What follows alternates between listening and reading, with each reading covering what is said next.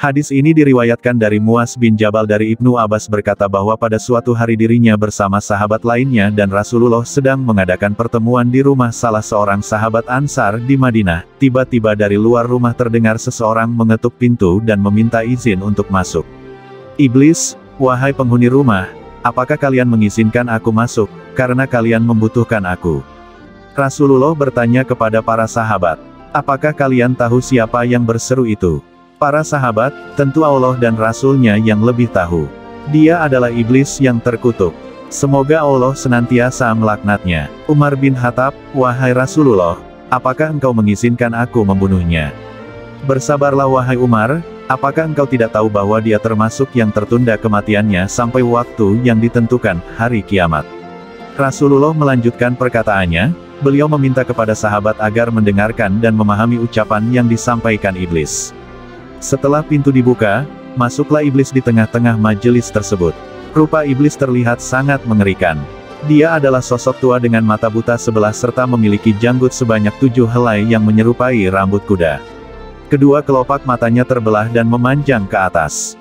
Kepalanya seperti kepala gajah yang sangat besar, gigi taringnya memanjang keluar seperti taring babi, dan kedua bibirnya seperti bibir macan. Iblis, Assalamualaikum ya Muhammad, salam untukmu wahai Muhammad, Assalamualaikum ya jamaatal muslimin, salam untuk kalian semua wahai golongan muslimin. Rasulullah, Assalamualillah ya lainin, keselamatan hanya milik Allah, wahai makhluk terlaknat. Aku mengetahui engkau punya keperluan terhadap kami. Apa keperluanmu itu wahai iblis?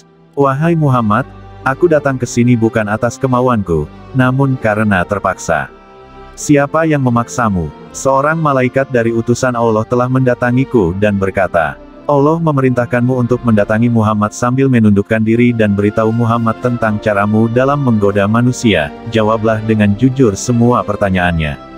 Demi kebesaran Allah, andai kau berdusta satu kali saja, maka Allah akan jadikan dirimu debu yang ditiup angin. Oleh karena itu aku sekarang mendatangimu. Tanyalah apa yang hendak kau tanyakan. Jika aku berdusta, aku akan dicaci oleh setiap musuhku. Tidak ada sesuatu pun yang paling besar menimpaku daripada cacian musuh. Rasulullah lalu bertanya kepada iblis, kalau kau benar jujur, siapakah manusia yang paling kau benci? Iblis segera menjawab, kamu dan orang sepertimu adalah makhluk Allah yang paling aku benci.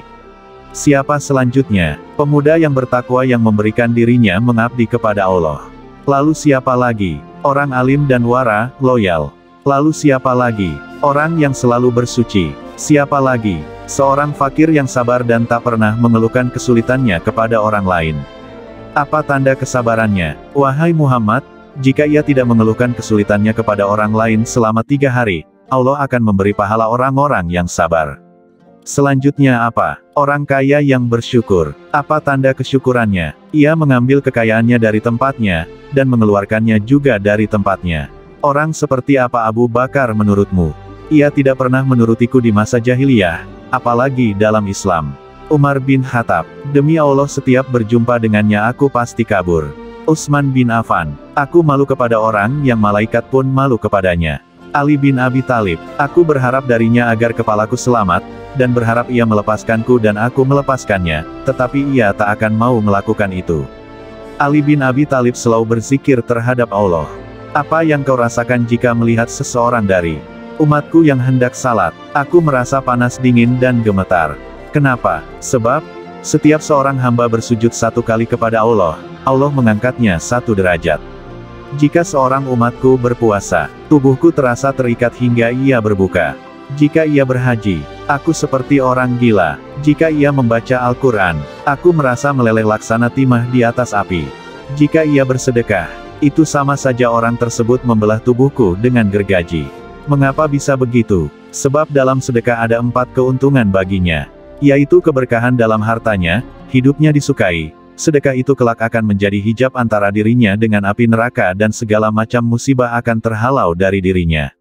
Apa yang dapat mematahkan pinggangmu? Suara kuda perang di jalan Allah. Apa yang dapat melelehkan tubuhmu?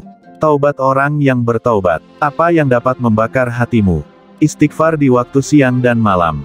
Apa yang dapat mencoreng wajahmu? Sedekah yang diam-diam. Apa yang dapat menusuk matamu? Salat fajar. Apa yang dapat memukul kepalamu? Salat berjamaah. Apa yang paling mengganggumu? Majelis para ulama. Bagaimana cara makanmu? Dengan tangan kiri dan jariku. Di manakah kau menaungi anak-anakmu di musim panas? Di bawah kuku manusia. Nabi lalu bertanya, siapa temanmu wahai iblis? Pemakan riba. Siapa sahabatmu? Pezina. Siapa teman tidurmu? Pemabuk. Siapa tamumu? Pencuri. Siapa utusanmu? Tukang sihir. Apa yang membuatmu gembira? Bersumpah dengan cerai. Siapa kekasihmu? Orang yang meninggalkan salat Jumat. Siapa manusia yang paling membahagiakanmu? Orang yang meninggalkan salatnya dengan sengaja. Itulah rahasia iblis yang digunakan dalam menyesatkan manusia. Semoga dengan mengetahui ini, kita sebagai umat Nabi Muhammad selalu membekali diri dengan iman, melakukan amalan yang membuat iblis menjadi lemah, menjauhi hal-hal yang diinginkan makhluk terlaknat itu. Maha besar Allah atas semua makhluknya.